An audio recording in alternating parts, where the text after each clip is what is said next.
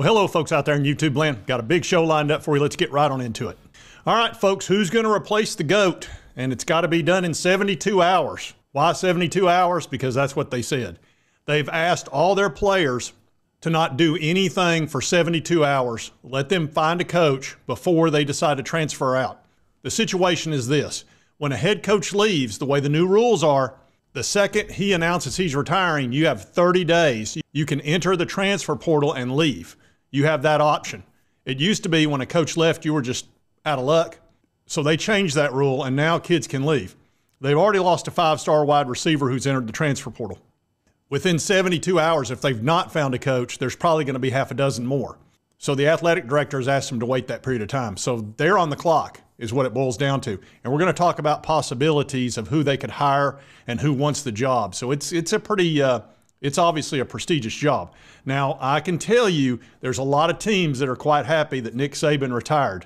But in Alabama land, they are not happy, to say the least.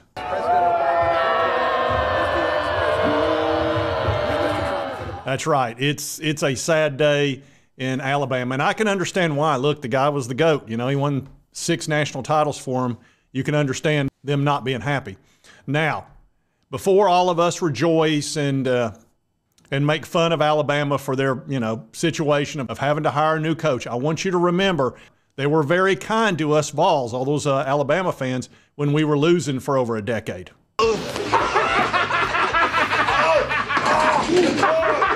That's right. They were always there to point and laugh. So don't you go pointing and laughing at them.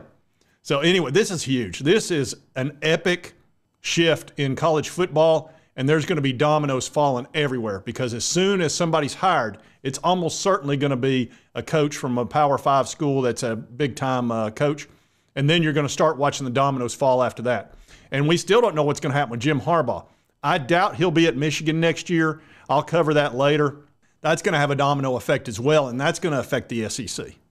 But I'm always interested in things that affect my Vols, and this certainly does.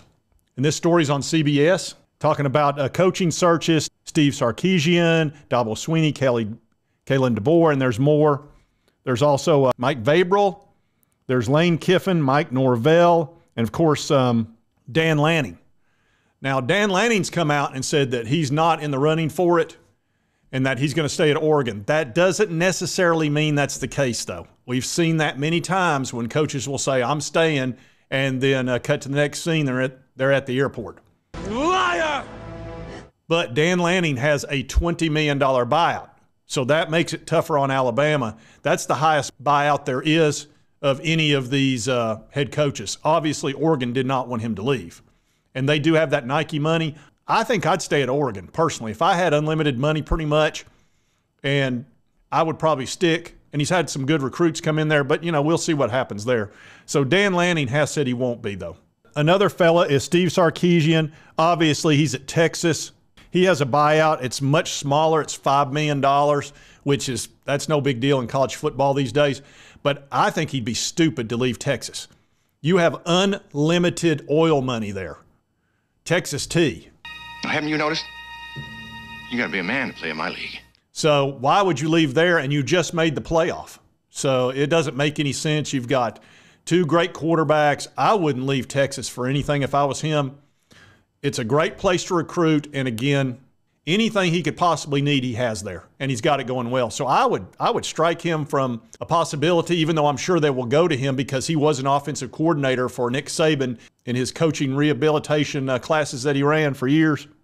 But I don't think that's a good move for Steve. Now let's talk about Dabo Swinney. Dabo has a buyout of only $7.5 million in a big contract that he's got through, forever. I think he's through 2030 at least. I don't think Dabo's a good fit at Alabama because he doesn't like the transfer portal and he doesn't like NIL. And he's been very stubborn about that. And I think that's a losing proposition to have that mindset because there's just too many players that are out there that you can get. And if you're not participating in that, you're a step behind. And we've seen that over the last couple of years. They've struggled. So even though Dabo a few years ago would have been a great pick for them, back in the old days, he'd have been ideal. But I think with the way college football is now, I would eliminate Dabo if I was Alabama. I would not go down that road. Now, he would run a good, clean program, You know, you wouldn't get in trouble. Of course, what are you going to get in trouble for anymore? Unless you're sign stealing. It's got to be America's team. So I wouldn't go Dabo if I was Alabama. Now let's talk about Kalen DeBoer out of Washington. Now, he's the hottest coach out there right now. He's had 2 great years, a great offensive mind, and he's won everywhere he's been. So I think that would be a nice pickup for them. He does have a $12 million buyout, which is kind of high. It's not undoable. And I think if he wanted the job, I think he could probably get it because he has won everywhere. But, you know, we'll see how that goes. He doesn't have a big connection to the SEC and does not have a big connection to Alabama football. So I don't know whether that's doable or not, but that might be a good move for him to leave Washington and come to Alabama. One guy we haven't talked about, Mike Vrabel out of Tennessee Titans, just got fired. So you'd have no buyout at all, $0. And he's very respected and has been a good coach in the past. So that's a possibility. But do you really want a professional coach to come down into college and have to deal with all the recruiting issues there are? You know, a lot of college football coaches are leaving to go to pro because they don't want to deal with all this mess.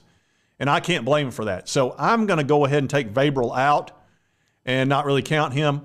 But he is a possibility. Now let's talk about Mike Norvell.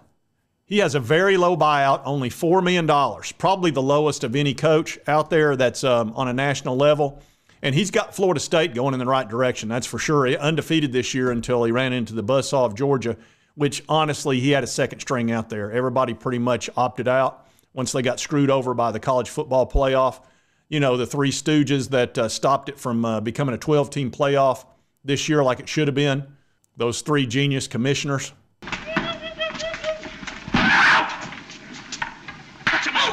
But anyway, that's neither here nor there.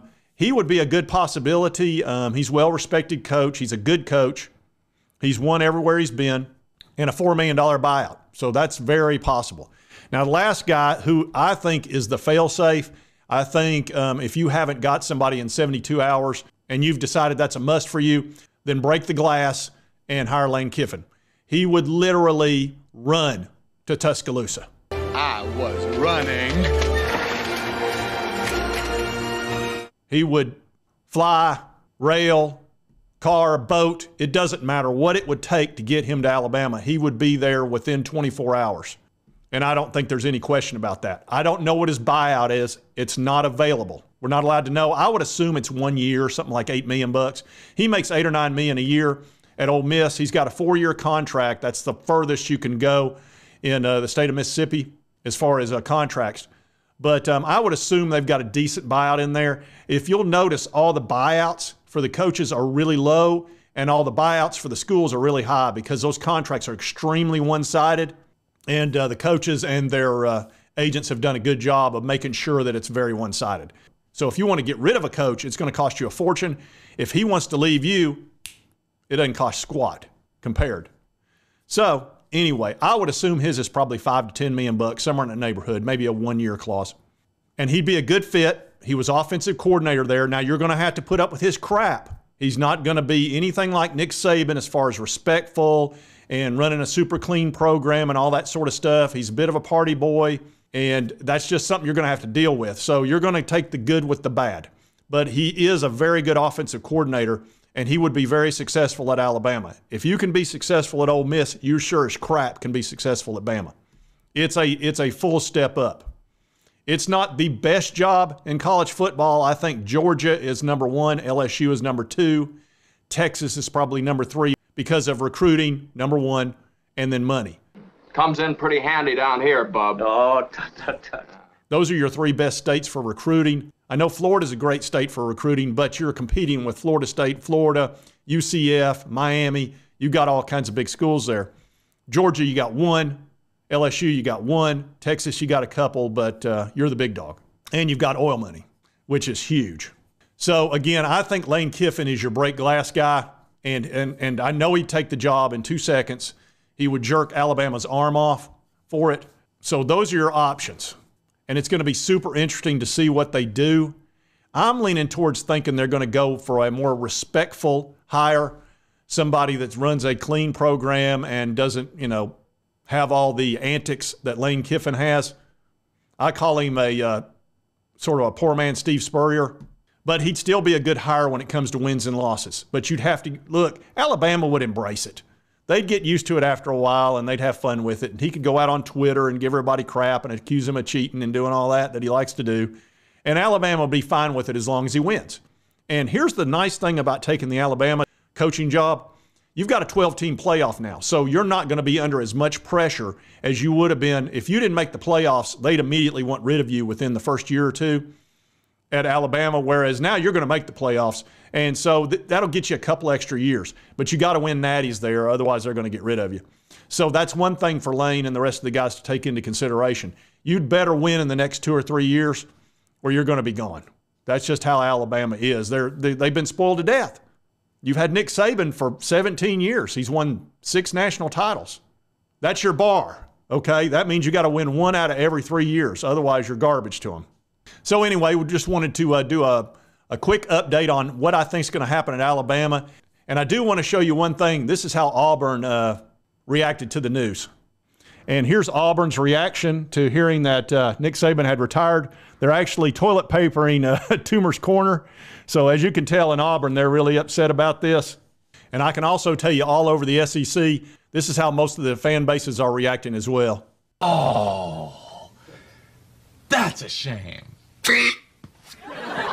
Yeah, they're not feeling a whole lot of sympathy for Alabama after they've been bullying everybody for years and years and years. You know, Scott Farkas has retired. And I salute Scott Farkas, greatest coach in the history of college football. I'm glad you're retiring, and I hope you enjoy your golden years down there at your gorgeous $17 million mansion. Have fun. I hope it's nothing related to health, that it's just, hey, man, I'm 72 years old. I don't want to deal with this transfer portal anymore. I don't want to deal with all this other stuff. And I hope he lives out a long, healthy life.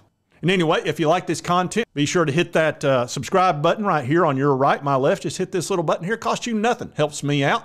And right over here's the most recent video YouTube thinks you'll enjoy. We'll see you next time on Sports Talk Jay.